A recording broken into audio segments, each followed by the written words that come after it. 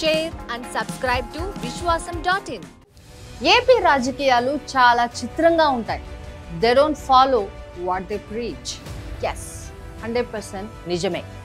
చెప్పింది చేయకపోవడం అనే ఫార్ములాను చంద్రబాబు ఎన్నికల ఎజెండాలో కూడా పాటిస్తున్నారు అనిపిస్తోంది. ఏపీకి రాజధాని లేకుండా పోయిందని, అమరావతి రైతులు ఆవేదనతో ఉన్నారని, ఆ ఆవేదనకు అండగా ఉన్న వాళ్ళు రాష్ట్రం మొత్తం ఉన్నారని టీడీపీ, ఆ పార్టీ అనుకూల మీడియా ప్రచారం చేస్తూ ఉంటాయి. గత 1500 రోజులుగా పోరాటం చేస్తున్నామంటూ పోస్టర్లు, ప్రదర్శనలు కూడా కనిపిస్తూ ఉంటాయి అప్పుడప్పుడు. అమరావతిని ఆపేసి ఏపీకి జగన్ అన్యాయం చేస్తున్నాడని అదే అమరావతి రైతులు కలిసినప్పుడు చంద్రబాబు ఆరోపించడం కూడా చూసాం. మరి ఇంత జరిగిపోతే టీడీపీ ఎన్నికల అజెండాలో అమరావతి ఎక్కడా? అమరావతి పేరు చెప్పి చంద్రబాబు ఓటు అడగగలరా? అమరావతికి అనుకూలంగా ఓటు వేయండి అని కోరగలడా? నియోజకవర్గాల పర్యటనల్లో అమరావతి మాట ఎందుకు ఎత్తడం లేదు? ఇదే ఇప్పుడు కీలకమైన పాయింట్. అమరావతిని ఆపేశారని, ఏపీకి అన్యాయం జరిగిందని, ఏపీ మొత్తం అమరావతి కోరుకుంటోంది అని టీడీపీ అనుకూల మీడియా చెప్పే మాటే గనక నిజమైతే చంద్రబాబు అమరావతి అజెండాతో ఎన్నికలకు వెళ్ళొచ్చు కదా.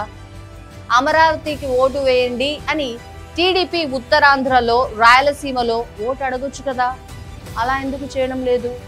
కేవలం జగన్ను ఓడిద్దాం అనే మాట మాత్రమే చంద్రబాబు పదే పదే ఎందుకు చెబుతున్నట్టు? ఇదే అసలైన పాయింట్. ఎన్నికలు అయిన ఏడాది నాటికి, అంటే 2020 సమయంలో రాజకీయం నడవాలి కాబట్టి అమరావతి అంశాన్ని చంద్రబాబు, ఆయన సమర్థించే మీడియా నెత్తికెత్తుకున్నాయి.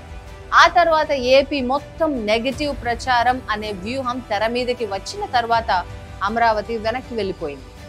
పైగా అమరావతికి సంబంధించి కొన్ని మౌలికమైన ప్రశ్నలకు సమాధానాలు లేవు. జాతీయ స్థాయిలో జరిగిన చర్చ ఇది. అసలు ఆ ప్రశ్నలేంటో చూద్దాం. అమరావతి ఉద్యమకారులు, రైతులు అయితే పంటల కోసం ఆందోళన చేయాలి, అంతేగాని మా భూములు మాకొద్దు, మీరే ఉంచుకోండి అని కాదు కదా. అమరావతి కట్టడానికి 5 లక్షల కోట్లు కావాలని చంద్రబాబే చెప్పాడు.